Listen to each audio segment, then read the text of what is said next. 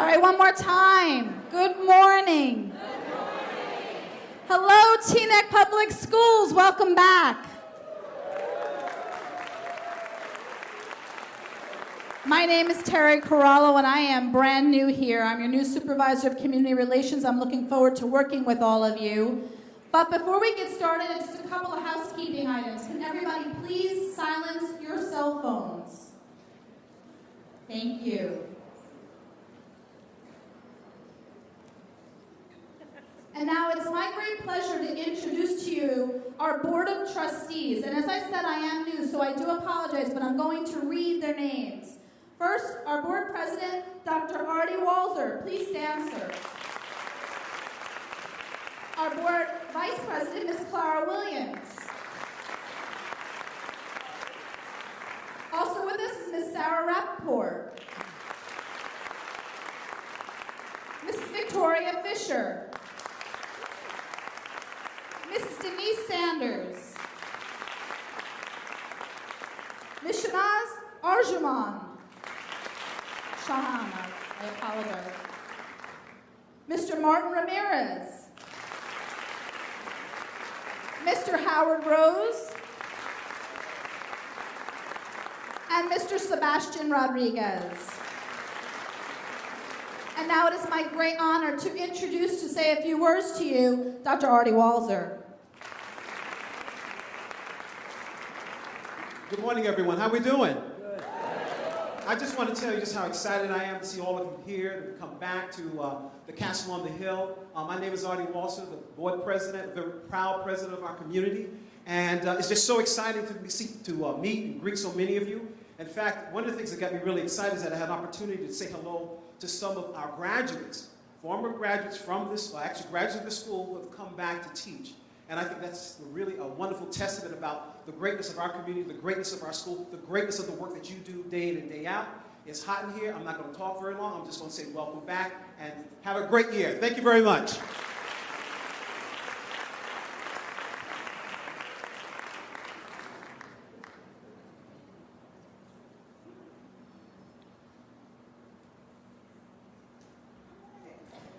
Check one, two.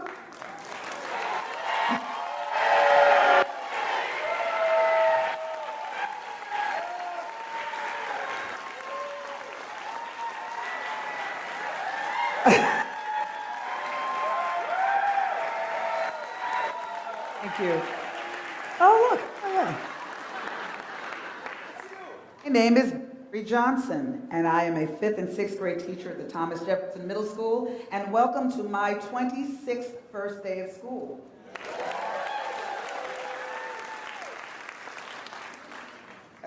See if this works. I have to warn you, there are 3 people that you should never give a microphone to and tell them they've got 5 minutes. A preacher, a teacher, and an entertainer. Guess what? I'm all 3. So it's not going to be 5 minutes, but it's not going to be as long as Aretha Franklin's life celebration.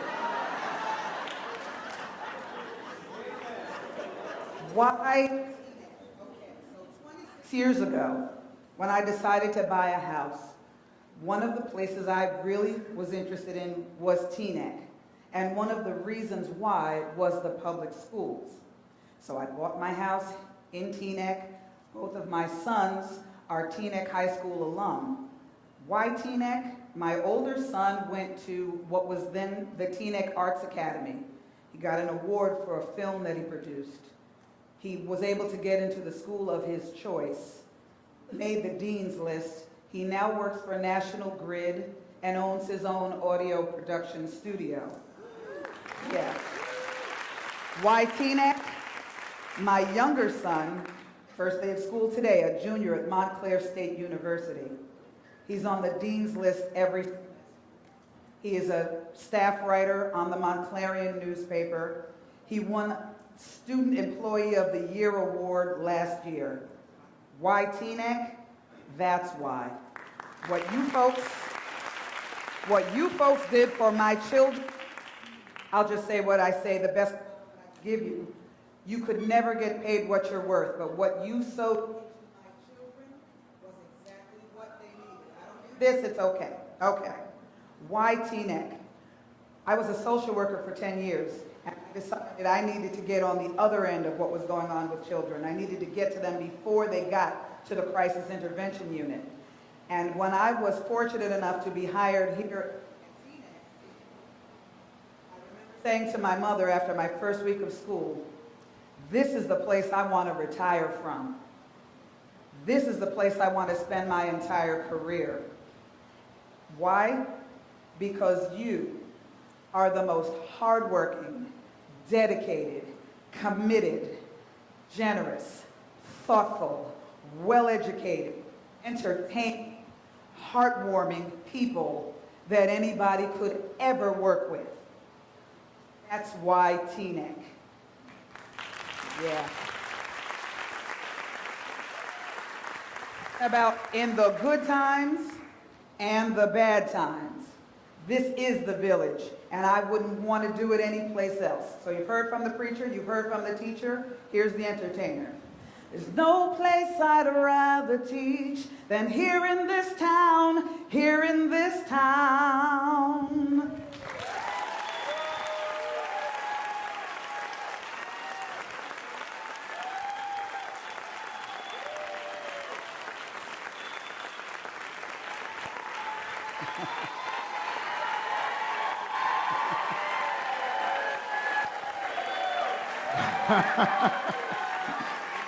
I don't know what to say after all of that. But my name is Colin Burke, O&M Foreman in the maintenance department. My two kids graduated from Teaneck High School, and we are working with them. They're now in college. My daughter is finishing up a biology degree, and she's now in the nursing program at Ramapo University. I want to welcome all the faculty and staff and board members, and a special welcome to our new superintendent, Dr. Whittier. Just a few things that we do this summer, over the summer when you all was on vacation and I was still in the mud. We have put a new lockers in Benjamin Franklin, Thomas Jefferson, new backboards, new floors. We done all the parking lots, repaving parking lots at Thomas Jefferson and Benjamin Franklin. We have done sidewalks throughout the district, new handicap accessibility for the disabled throughout the district. We have put a new faculty bathroom at the Whittier School. We have done a new teachers' faculty room at Thomas Jefferson. We have painted the Benjamin Franklin gym. We have painted the Thomas Jefferson gym. We are just ongoing with everything that we are doing to make the schools a better place. Okay? Just want to say that I'm proud to be a Teaneck resident and employee. I've been here for 20 years, 24 years, and looking forward to be here for another 20 years, because I'm still young. So I also want to say that my team and I has been very hardworking, trying to make the district and the buildings be the best place it can be. And thank you very much. I'm not a great speaker.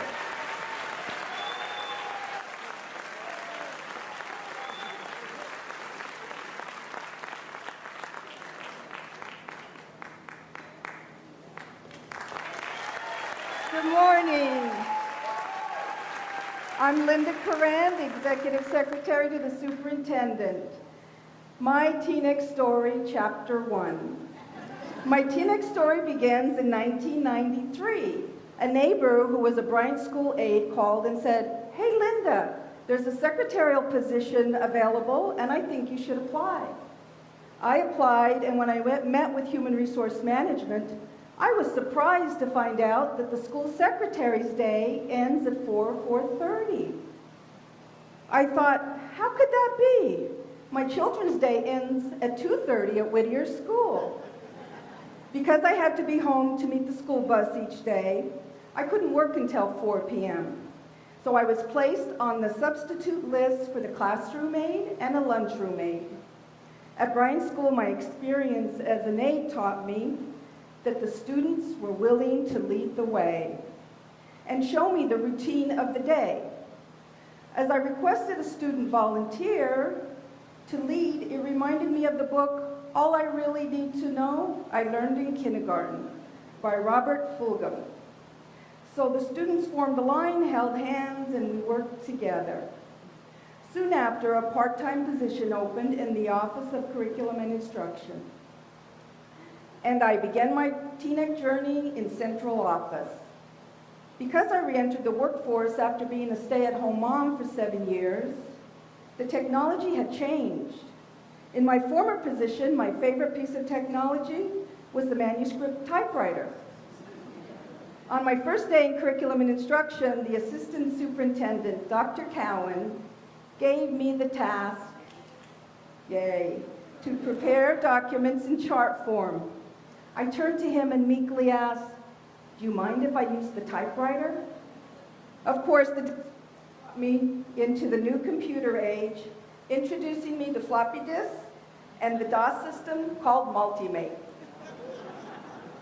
I have been fortunate to work with administration that have taken me under their wing and moved me through the ranks to executive secretary to the superintendent. I couldn't have achieved this goal without my colleagues at all buildings and that have assisted me and continue to assist me to get the work done for our students. In closing, I love Teaneck because it was my home for 27 years. My children attended the schools. I have had the best support system through administration, colleagues in all departments and schools, parents, the Board of Education, and residents in town. And my story continues with the start of a new school year. Thank you.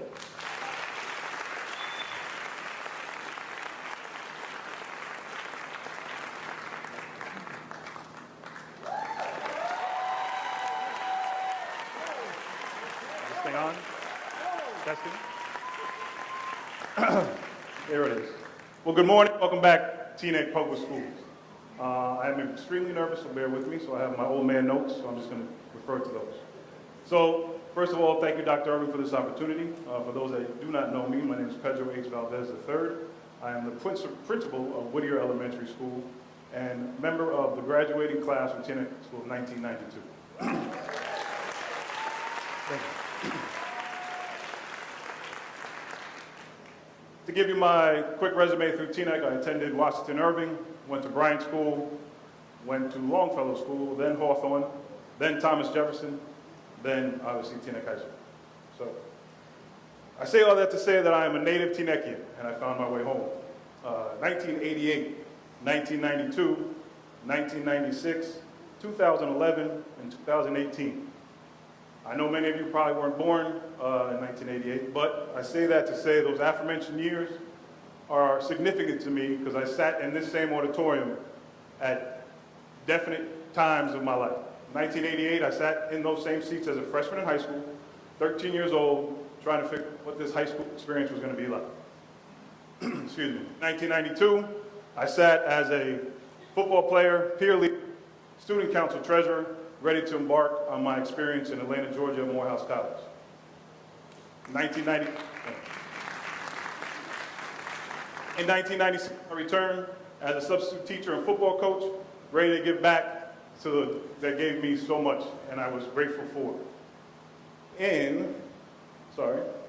15 years later, I returned in 2011 as an assistant principal, poised to make an impact and influence lives forever. Today, 2018, I'm sure there's some of you asking how in the world I ended up here.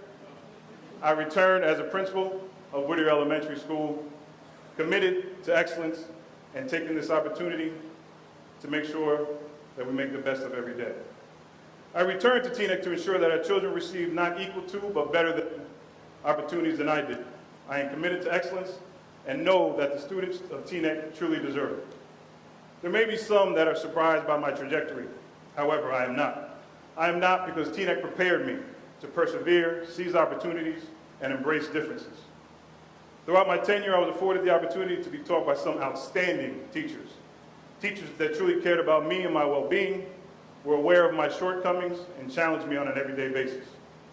All along being surrounded by classmates that embraced me, challenged me, and pressured me to do well. Today, I have the opportunity to work alongside some truly phenomenal, caring educators.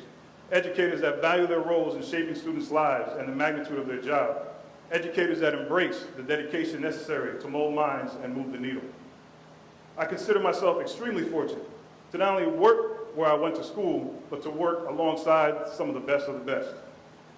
Recently, I came across an article by Lisa Delbin, whose conceptual framework capsulizes the attributes of my successful teachers. She terms it warm demanders. Warm demanders are teachers who expect a great deal from their students, convince them of their brilliance, and help them reach their potential in a disciplined and structured environment. So I ask you, Teaneck Public Schools, are we warm demanders? Are we maintaining high expectations for all of our students?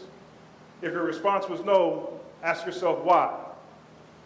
And if you ask yourself why, ask yourself how I can be of help to you. So let's take our greatness and become legendary this year. I thank you for your time. I wish you a successful and fruitful year and look forward to working with each and every one of you. Thank you.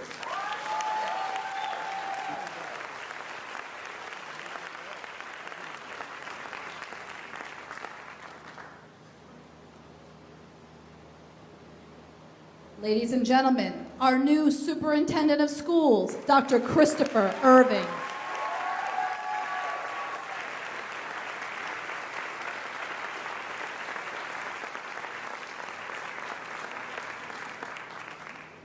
Good morning, everybody. Good morning.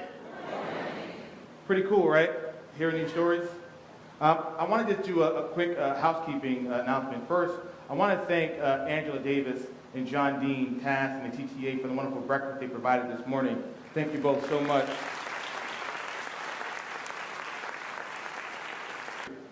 You see, like many of you, my experience in Teaneck has been a journey to a larger extent, but it's been very different. Here, I didn't have kids to come to these schools. I didn't even live in this area, or even travel area in particular. As a matter of fact, my first experience with Teaneck was actually not through the school system, but actually through a leader in our family, or extended member of our family. Her name was Rose Levitt. And Mrs. Levitt was my mother's mentor. You see, I come from a family of educators. My grandmother was a teacher. My mother was a teacher and a speech pathologist at that. So all my child study team members, a speech pathologist, whoop whoop to you, great job. They're all like, yeah, we like that, we like that. But it's Miss Levitt, who lived at 313 Rutland Avenue here in Teaneck. I still remember that address. As a child, I would go to. And here's the cool thing about Miss Levitt. Levitt was white. She was Jewish, and she was probably about 30 years older than my mother. But all of that thing compared to the love she had. You see, Levitt was the first person to tell my mother, when she was just a school teacher, that she could be even more than that if she wanted to be. My mother was content and very happy with teaching kindergarten in the Patton public school system, the city where I come from and still live. And so it was Miss Levitt who showed my mother the importance of not just education, but believing in yourself and believing who you were. You see, I shared with some folks last week, if you would have told me out of all the careers I had, what I would be doing, I'm telling you, having the fact that my grandmother was an educator, that my mother was an educator. I could have told you unilaterally when I was in high school and even starting in college that the last field, the last job I would ever have would be in education. Because I saw it for real life, the work that my mother and my grandmother had to go through. I remember as a child going to my grandmother's classrooms, first grade, school 10 in Patterson, New Jersey, and she was setting up the dinosaurs, in the dinosaur lab that she had for her students. And her students loved it. I loved it because I got to play with dinosaurs and help grandma set it up. I saw firsthand as my mother was writing IEP evaluations at home on her computer and or typewriter back then. And so I saw the work that they were doing, and I said to myself, wow, these folks do so much great work, but man, are they always appreciated? And I know this, the work that you do, the work we do isn't always the highest paying. If you wanted to do that, you'd probably be on Wall Street. But if you're looking for the opportunity to change lives, if you're looking for the opportunity to help the future be better, to help our country be better, to help this township be better, to me, there's no better place to be than at Teaneck Public Schools. You can clap for that, please.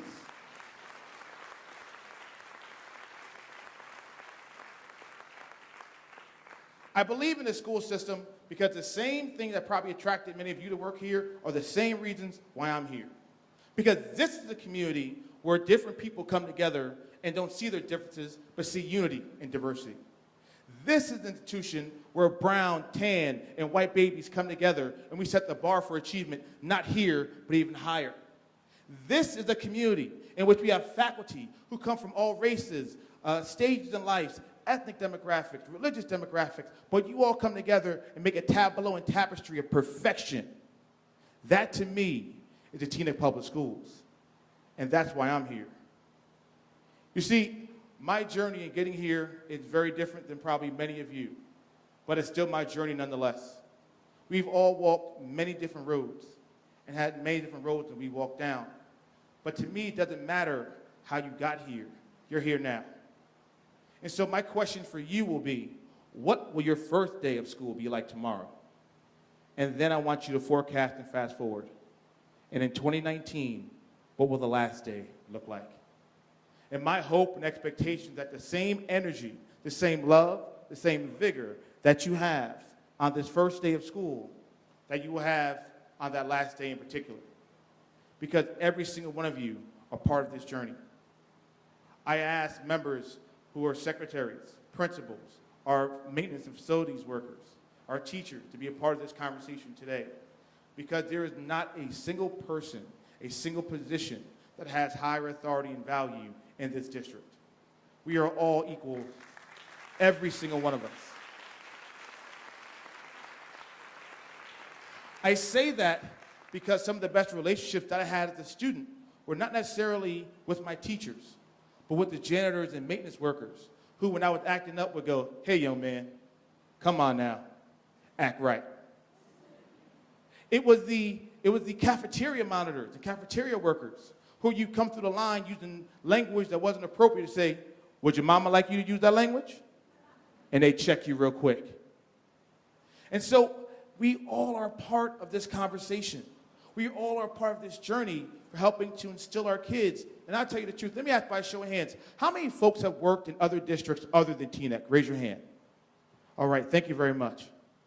And if you worked in other districts other than Teaneck, you know one thing to be absolutely true, that if we can do it here, we can do it anywhere.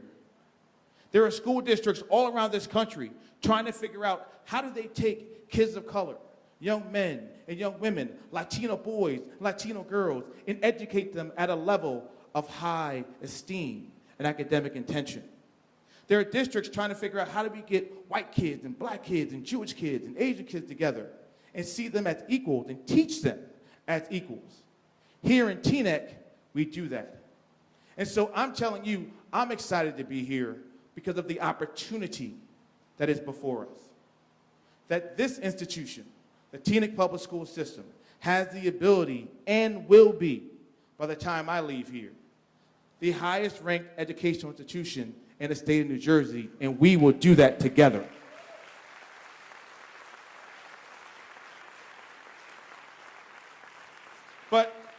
For the folks who just joined us, I want to welcome you to Teaneck, and I want to thank you for being here.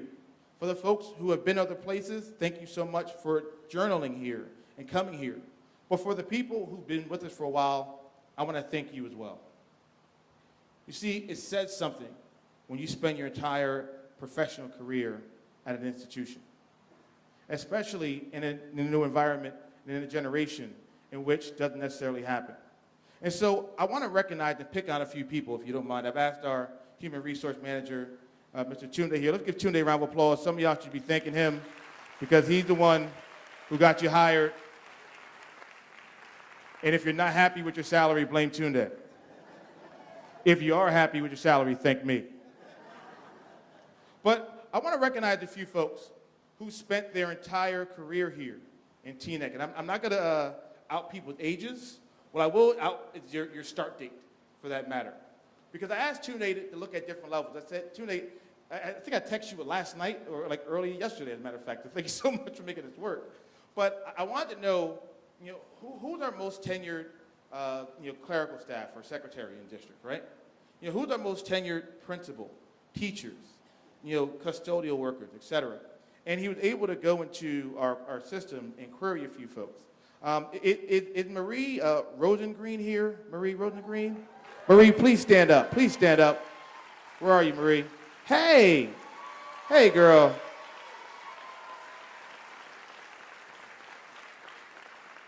Marie is our most seasoned, tenured library paraprofessional.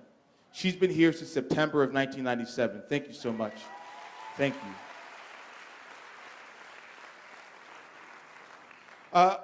For our O&M staff, we have a tie. And I don't know if you all saw, but these gentlemen have been working to keep you all cool. Let's give them a round of applause for the hard work that they do. But I don't know if, and they might be working, if Robert Walker is here. Mr. Walker, are you here? Are you around? They're probably out working, doing their thing. And Derek Shepard. Derek, are you around at all? Well, let's give these guys a round of applause. They've been here since August of 1988. And so in checking with our most seasoned principal who's been here, and I pick on her all the time, some of you folks might know her because she speaks softly and carries a big stick in more than one ways. But let's give a round of applause for Angela Davis, who's been here since September of 1999.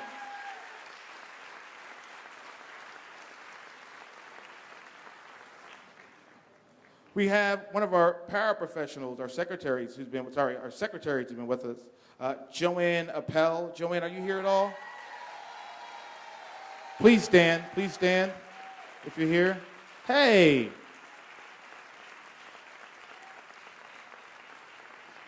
Joanne has been with us since December of 1988. Thank you so much. Last but not least, I want to recognize someone who's been with us for probably almost 4 decades. This is a teacher and educator who in November of 1977 began her educational career here in the Teaneck Public Schools. Miss Rena St. George, where are you at? Let's all please stand.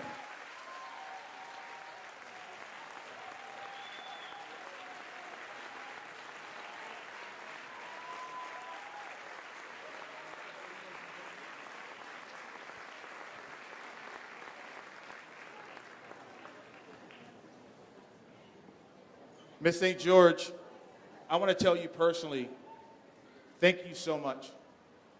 Thank you for deciding that this is a place, this is a place that you wanted to be. This is a place where you needed to be. I want to thank your colleagues for continuing to support you and the staff. And on behalf of the Office of the Superintendent, I want to extend to you a heartfelt welcome for another great year in our educational system. Thank you so much for your service. Thank you.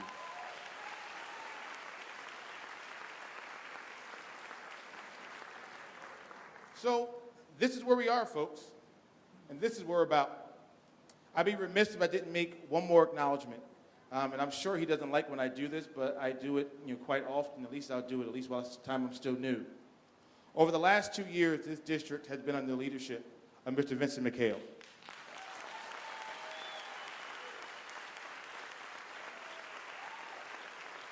Absolutely. Absolutely. Absolutely.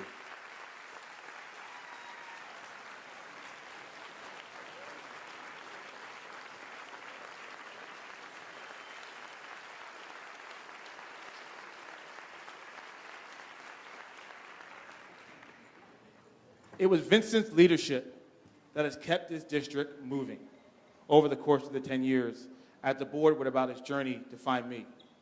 And Vincent and I have had, I think, several great conversations about our philosophies around education, around the Teaneck public school system. But Vincent, I want to tell you personally, thank you for welcoming me with open arms. It's not easy to have been in a role and then to say, listen, it's not something I want to do, and then to welcome someone else in. And I got to tell you, Vincent McHale is a class act, folks. And if you don't know, now you know.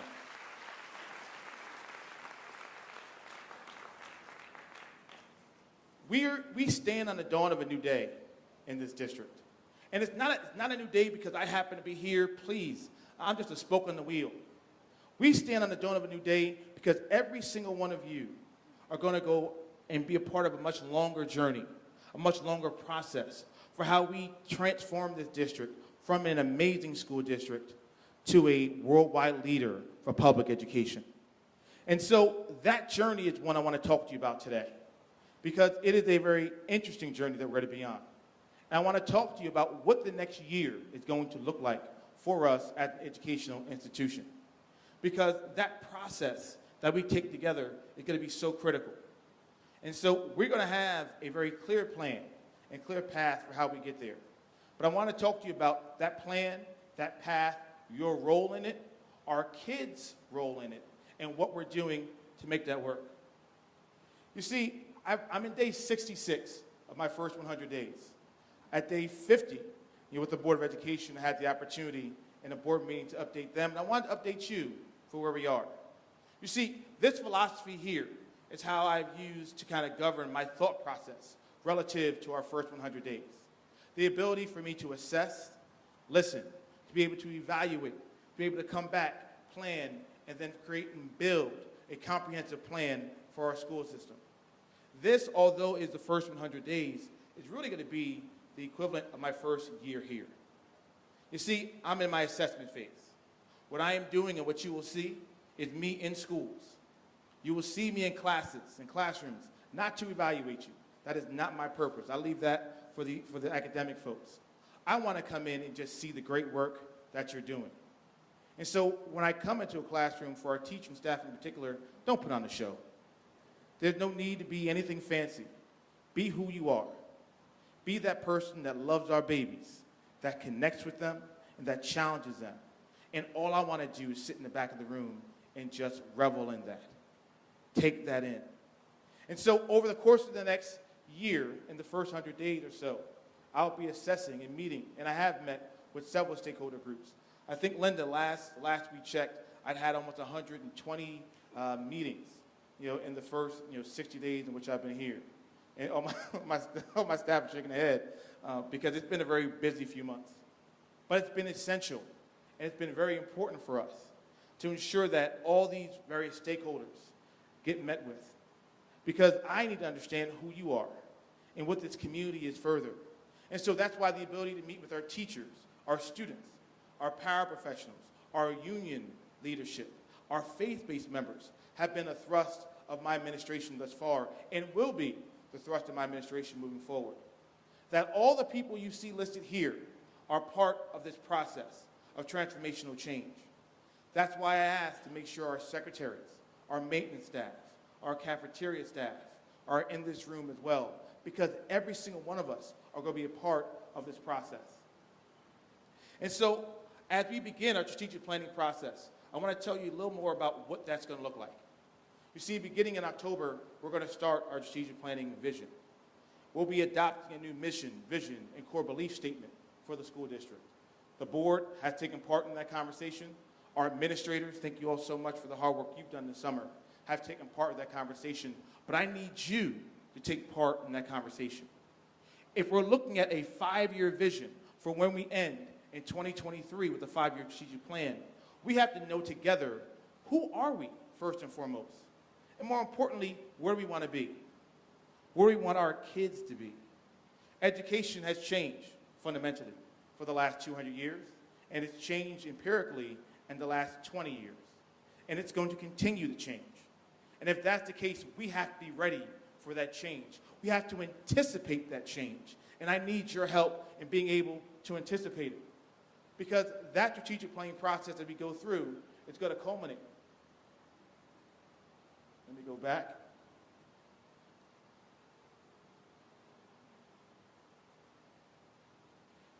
And it's going to culminate through the help of several different committees and focus groups that we're going to have.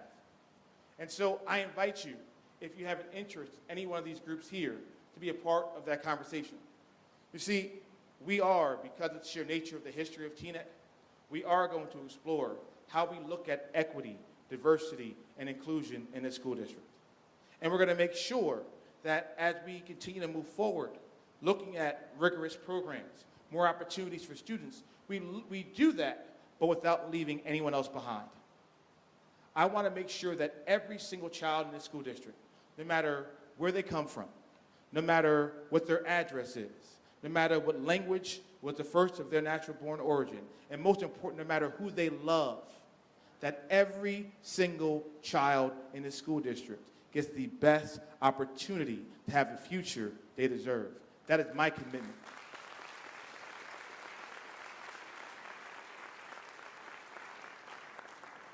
We're also going to have opportunities for our parents to engage, especially our special education parents, and giving them the opportunity to be members and contributors and collaborators for what we're trying to do here in our school system. I had the opportunity over the last few months or so to meet with a group of students who I really just met randomly. I mean, I got to say it's a very Teaneck thing that happened, right? Some students just kind of rolled up on me one day and said, "Hey, I heard you're the new superintendent." I said, "Yeah." "Who are you, kid?" And the kid said, "Listen, we want to be involved. So you need to figure out how students can be a part of this educational process." Yeah, right? And so I look back at them, I say, you know what? I got a good idea. How about you find me 8 students at the high school and 4 students at the middle school, and let's have a team of students who meet with me quarterly to tell me the real deal about your experience here in the Teaneck Public School System. For any of the high school staff, if you folks know Mania Daly, anybody know Mania? Yeah, I spent 5 days camping with Mania. She's an interesting kid, love the kid. But Mania is going to be chairing our student advisory team. And again, there'll be 2 students from each grade level, and then 2 students from each of the middle schools who will be meeting with me quarterly so that we can have conversations about their experience and what they're trying to do. And then there's also going to be a group of faculty who I need to be able to sit with regularly. I will be meeting with you all in your schools quarterly as well. I've shared with the principals, my expectation is that at least once a month I'll be at a different school meeting with faculty with no administrators in the room. Because I need to give us a safe space and a welcome space. And I'm sure no matter who would be there would be so. But I want to ensure that you have the opportunity to have conversations with me regularly. But outside of that, I've asked John Dean, to help me set up a committee of 8 faculty members. We give John a round of applause, absolutely.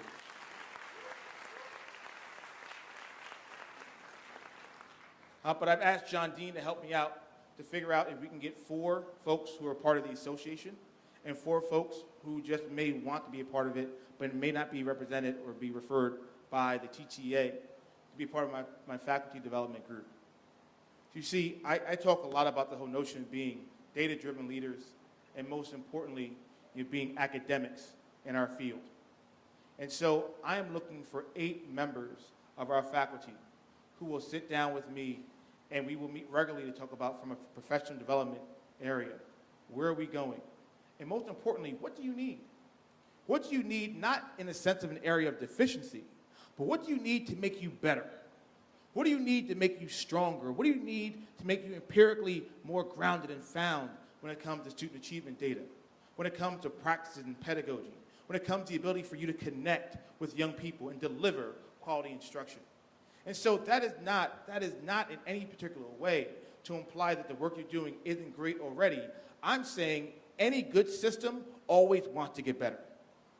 The reason why we have updates on our phones and on our apps for that matter, because any good system wants to get better. I am not a fan of complacency. I do not believe in being content.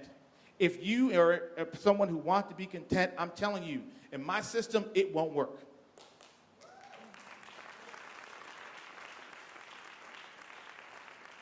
But if you are a teacher, a guidance counselor, if you are a staff member, a secretary who want to be able to move yourself forward and challenge yourself academically from the area of your practice, I'm telling you, you found your guy. And I'm telling you, we are going to make that happen in a reality, but that cannot happen in a vacuum. As administrators, we just can't make those decisions ourselves. And so that's why we need our educators. We need our seasoned teachers. We need our new teachers to be part of the conversation as we steer the ship forward and talk about what professional development looks like for us in that matter. Two last things we're going to do. We're going to review our code of conduct. I got some concerns. I have concerns about how we view our children and how we try to discipline our children. And here's the truth. We're dealing with teenagers, adolescents, and babies. I don't know about y'all, but sometimes they do stupid stuff. But when they do stupid stuff, the question is not for them, it's for us. How do we view it? And how do we still love them and take care of them in the midst of the process? I want to share a very, unfortunately, heartbreaking story with you. I had a meeting with a parent last week, and I'm not going to divulge the family, but I will share the experience I had, because I think it's an important one for me. This is a mother who has a child who is really troubled. The young man, had some concerns, and we have some concerns about, his behavior even before he starts school. And so the mom was sitting with me, and we're having a conversation. The young man is sitting right next to me, and the mom is sitting to my right, and the mom is saying, almost, in tears, but when you're trying to fight back, the tears, she's saying, this young man is absolutely troubled. He's a troublemaker, and I don't know how best to help him. And she said it about 3 or 4 times.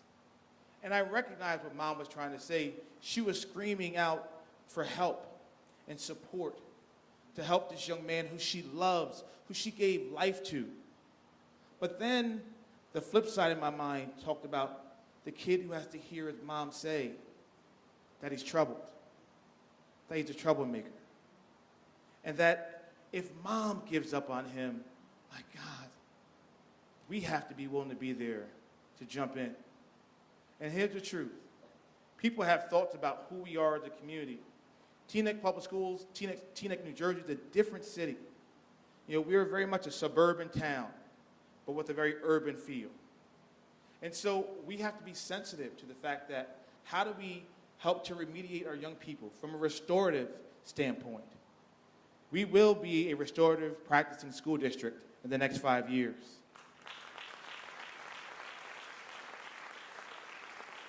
Our code of conduct will need to reflect that. And again, that's going to be comprised of parents, kids, teachers, and administrators as we have conversations with ourselves about how do we help to support young people and change behavior that may be negative for that matter. And last but not least, I want to make sure our faith-based community is involved in the work that we're doing. And when I say faith-based, I mean all faiths. I want Baptist pastors. I want Episcopalian ministers. I want Catholic priests. But I also want our imams to be a part of our conversation. I want our rabbis to be a part of the conversation. Because whether we want to acknowledge it or not, faith and our faith-based communities plays a huge role in who we are and what we're trying to do here.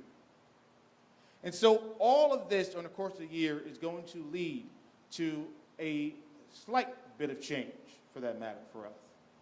At the end of this academic year, I am going to make several recommendations for a reorganization of our school system, for a realignment of our school system. You see, the reality is the system that I have in place is not my system.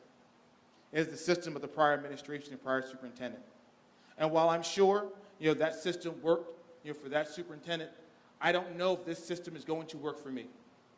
And so with that in mind, I need to be able to create my plan, my team, and the vision and scope that I have. And so that reorganization process will conclude at the end of this year. It is going to take a look at leadership all throughout the district for how we are organizing ourselves at the building level all the way down. It's going to look at our programs and our curriculum that happen to be there, as well as looking at maximizing the opportunities that we have. You see, change is inevitable.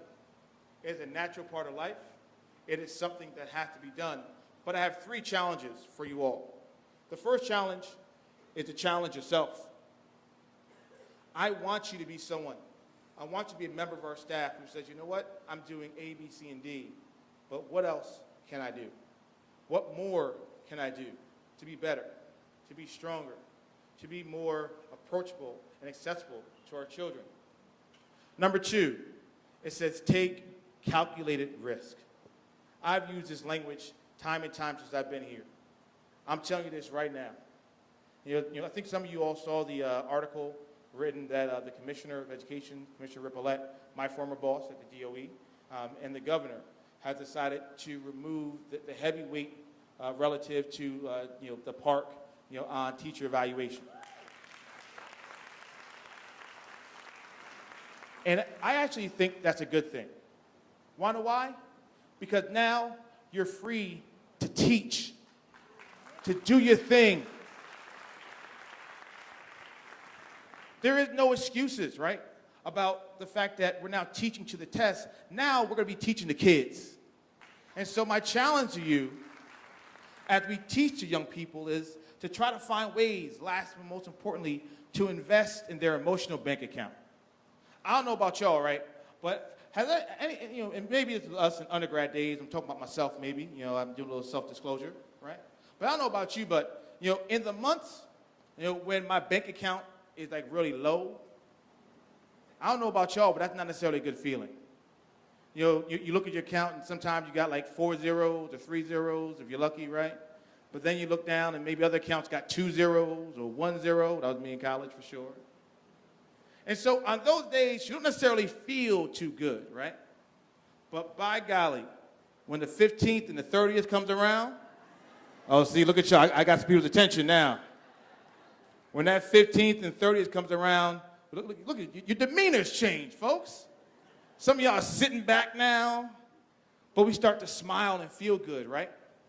My challenge to you is every single day, can you please find one way to invest in the emotional bank account of the children who live and operate in our schools? I'm a firm believer that every single one of us has the ability to do that. That every single time I see any of our O&M operations workers, I'm always giving them a high five or a handshake or a dap for that matter. And I say, thank you so much. Thank you for your hard work. Thank you for your service. Because the truth of the matter is, those gentlemen could be doing any other thing in the world, but they're here caring for our kids. I encourage you to do the same with our children in particular. How can we make emotional deposits into their bank account? Now, I say challenge yourself, take calculated risks, and invest in an emotional bank account because what I am looking for and what I need are seasoned educators. Not seasoned necessarily in time, but seasoned in spirit and practice, who are going to raise the level of expectation for our kids. I'm going to tell you the truth. We are a high-achieving school district. Whether people know it or not, we are. I guarantee you to go to any other place that has kids who look like the children we have and achieve the way our kids do, and tell me somebody else doing it better than the Teaneck Public Schools. But I'm sorry, y'all, as I said earlier, even for myself, it's not enough. So if the bar is here, it needs to be higher. And so my expectations for you as faculty, especially for our teachers in the room, is that you are not going to limit the bar, but you are going to raise the bar. Not set the bar, but raise the bar for academic achievement and attainment for our young people. And so your principals are going to be, principals and supervisors for that matter, will be coming to your classrooms and evaluating you and looking at you, at how do we set that bar and raise the level of academic rigor. Now, here's the truth. I know you are all going to be able to meet that expectation. But I will say this, and mark my word, if it's something that you feel you can't do, it is absolutely okay. But I would tell you, then this may not be the place for you. Amongst you sit expert teachers, highly qualified administrators, who are working every single day to deliver instruction at a level that is far beyond what other people in other cities give their kids. Because that's who we are. We set the bar, and we raise it even higher. And I'm challenging you, as educators in our school system, to raise that bar of student achievement, to raise the level of expectations for our kids, to not allow our children to think that their expectations are low, to tell them to their face, you can do better and you will do better because you're a Teaneck public school student. That's what we're expecting you to do during the course of this year. And if that's something that makes you feel good, if that's something that you feel good about, I'm telling you folks, get ready for the ride. We're about to go on a journey together. And I don't know about you, but I got goosebumps. I'm excited. I'm excited because the opportunity before me, not many people who look like me get. Not many young men who come from the communities in which I grew up have. And so I recognize that. Vincent and I bonded the first time we met talking about, Broadway and theater, because I have a theater background. And I love the musical Hamilton, all right? Yes, thank you. Good. But there's a line in Hamilton where he says, I'm not going to give away my shot. I'm not going to give away my shot. And I don't expect you all either. We get one opportunity, folks. One chance in life. One opportunity and one chance to change the lives of young people. We don't get do-overs when our kids move on to the next year. So that every single child we lose is an opportunity lost. And so I'm telling you, with the one shot you have tomorrow, when your kids walk into the room, what will you do with them to ensure that you invest in their emotional bank account? What risk will you take in order to make sure that your classroom is the highly skilled classroom that we're going to highlight every single month on our district website? And thank you, Terry Corralo, for the hard work you've done to put this together today. Let's give Terry a round of applause for the work she's done.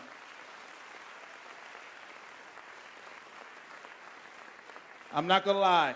I stole Terry from Patterson when I came here, and I'm so happy I did. But when Terry got here, I said the first thing you got to do is plan this event that's going on for Convocation. Terry, thank you so much. I appreciate you. But this one shot we have tomorrow, the one opportunity I had to meet with you, I take the ones that we have together serious, folks. This isn't a game for me. This is real life, because we are dealing with real life. Because our parents are counting on us. Our community is counting us, and most importantly, our kids are counting on us. These are young people who are going to walk in tomorrow bright-eyed, bushy-tailed. Some of them might be a little scared. Some of them might be crying on the outside and even on the inside, for that matter. And I'm telling you, I need you to reach out and to give a high five, to give a dap. And if you feel so inclined, you ain't got to. I know education has changed, but I'm a hugger, to give somebody a hug. And to tell these kids, I love you, and I am here for you. And in my classroom, in my building, in my office, in my space, you will always be safe here, because that is who we are as an educational system. I believe in this district. I believe that change can and will happen here. But I will say again, as I began, it is not about me. It is about every single person sitting in this audience. It's about all the kids sitting at home. It's about all the parents who are packing their bags, can't wait to drop them off tomorrow. For some of you parents who got kids now, y'all know what that feeling's like, right? But we are prepared to move forward as a community. I'm prepared to move forward as your superintendent. I will tell you, for as long as I'm here, whether that's 3 years, 5 years, 12 years, whatever the Board of Education decides, I'm committed to you as your educational leader, as your superintendent of schools. I'm committed to be a leader who will continue to challenge himself, a leader who will continue to take calculated risk. And I'm committed to investing in the emotional bank account of every single employee who I touch, every single person that I see.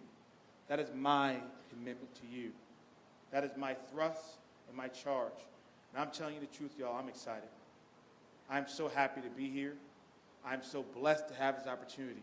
And most importantly, I'm not going to give away my shot. Thank you very much.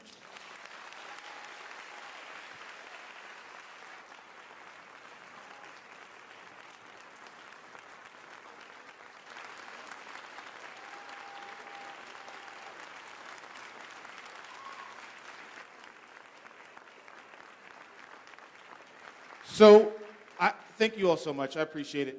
But I have about 10 minutes. And one of the things that I did with the principals and VPs and supervisors is something I believe in. I believe in taking questions. And so, I'm not going to sit here and retort to you, for about 30 minutes and not be willing to humble myself to see if there are any questions that you all may have. And so I'm going to ask, are there any questions or anything burning that you want to know and understand about what I've shared? If so, because the microphone doesn't stretch, if you want to raise your hand and just yell out your question, I'll try my best to answer it. Or are there any questions that folks have relative to where we're moving the course of this year? Come on, y'all, I'm not that good.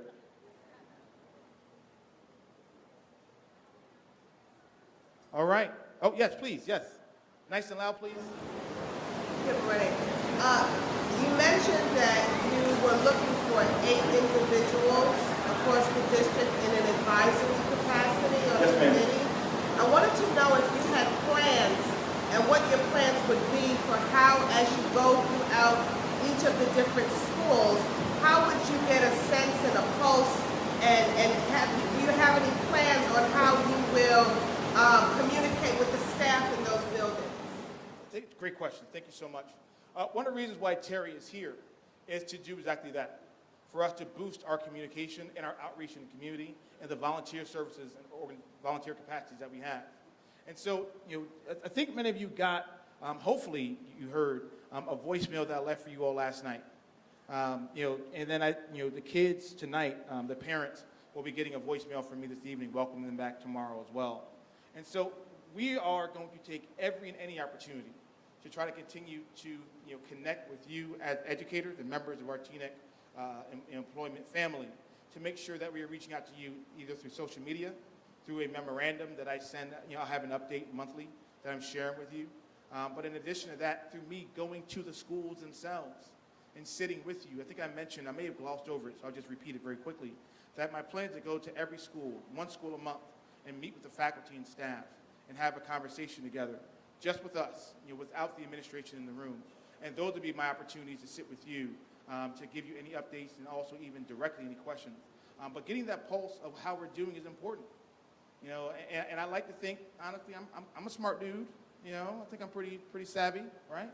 But all my ideas and all our ideas that we have may not necessarily work. And so we have to be willing to admit that and acknowledge that and call an audible when necessary, right? But that's the whole notion of Russ Kreigler's research on student and academic voice. That the skill sets, that exist for transformational change in education don't necessarily exist just here, but they exist here amongst the people who happen to be in our community. Thank you for asking that question. I appreciate it. Another question, please. Yeah, please. Oh, in the back, person in blue. And I'm going to hop down because I want to make sure I can hear you. Yes. Oh, yeah, I can see. In the committees that we're going to form and the conversations that we're going to have, I'm wondering about our ESL community and how we're going to better serve them for the next 5 to 10 years. Thank you so much. So the question was, just to make sure we're clear, how are we going to serve our ESL population, and continue to serve the growing number of students who are coming to Teaneck who speak more than one language, which I think is an opportunity. 2 things, right? First, we're going to embrace it. I do have a much greater focus for all of our students speaking more than one language. And so that dual language focus is going to be something we're going to have to address. We live in a global world, a global society, board members, right? And so with that, we have to be able to prepare our kids for what that global world is going to look like. And the truth of the matter is, if you speak more than one language, you have an advantage. You have an opportunity. And so I think the embracing of that, I think, is one. The second piece is really us starting to plan and being creative and even taking some risks to a larger degree about how do we see inclusion relative to ESL, but also how do we see us educating students in our larger language population, Spanish, and different nationalities that come from there, how do we educate those young people? And some school districts, and I'm not saying this is what we're doing, so I don't want to don't preface by saying superintendent said we're doing this. But in some school districts, there are classes in which kids learn their instruction in their native language. And then they have classes to transition them through. Because we know the research is very clear that, even when we have ESL classes and the kids who don't speak any English whatsoever, it takes almost 6 months for young people just to be able to grasp the language and concept and connect them together. That, again, that's 6 months we don't get back for those kids. And so there will be a conversation in the midst of our strategic plan that looks at how we serve our ESL population and ELL students for that matter, and what we plan to do, and what we're planning to do to move forward with them. Thank you. There was a hand, someone up here had their hand. Yes, please. Am I going to get a parking ticket for parking on the street? It's all like permit parking now, so it makes it a real issue if parents want to come to a meeting and it's sort of a nightmare. So the parking issue outside and parents being able to. So I'll certainly look into that. That's a forest in the trees type thing. I'll leave that for Pete to work with me on trying to facilitate. Is there a way that we might be able to even carve out 1 or 2 parking spots so if parents have meetings, at least they can feel comfortable without having to rush in here, and get ticketed, because unfortunately, this is when I talked about the code of conduct. Sometimes we take measures that are well-intentioned, but have a disproportionate impact, right? And so if we're saying, hey, parents, come in, we want to sit down and talk to you, but you'll be ticketed if you hang out here for more than 30 minutes. That kind of runs counter, but I'll leave that for you to share with Mr. LaJudas, and then we can certainly have a conversation. Then I'll go back to my wonderful board of elected officials and see how that conversation can be had with our mayor and town council in particular.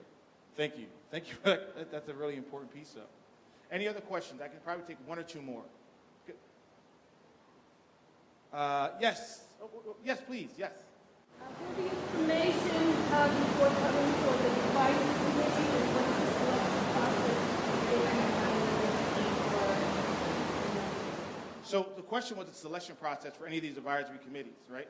At some point in time in September, Terry and I, after we're done with this, are going to be working on that process next and rolling out. There will be, especially for the faculty component, I've asked John to recommend 4. And then we'll be taking applications and CVs and resumes for the other 4 members. And so that'll be that component. But there'll also be the opportunity to serve on a code of conduct committee as well for faculty. In addition to that, there'll be other town halls that are going to happen as we begin our strategic planning process. So I hope that helped clarify, but there'll be a press release that's going to go out district-wide as we invite you all to look forward to being a part of that. As a matter of fact, the students, Manaya and her team, has already created their application. Students are ready to go. They sent me their application like August 15th for that matter. And so they're like, listen, Dr. Irving, we want students to be a part of this conversation, but I want to make sure by the end of September we have that information rolling out for you. I'll take one last question. Yes, please.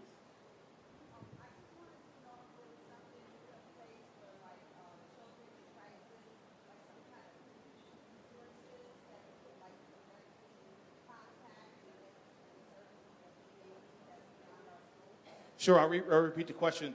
The question was, are the resources that exist for kids in crisis, young people who might have some concerns in their life or in their family for that matter. I would say definitely look at the forum as the opportunity, the primary resource that are here.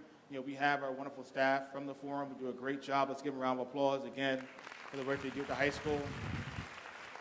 And it's important for me to know, because I didn't realize this, that while the forum does exist here at the high school and serve primarily high school students, it is an institution that is for all of our students district-wide.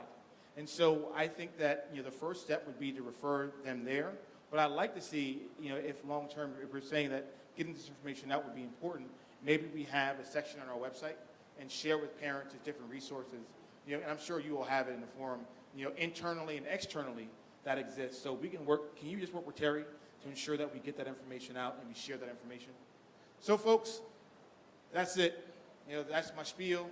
That's my story, and I'm sticking to it. I thank you all so much.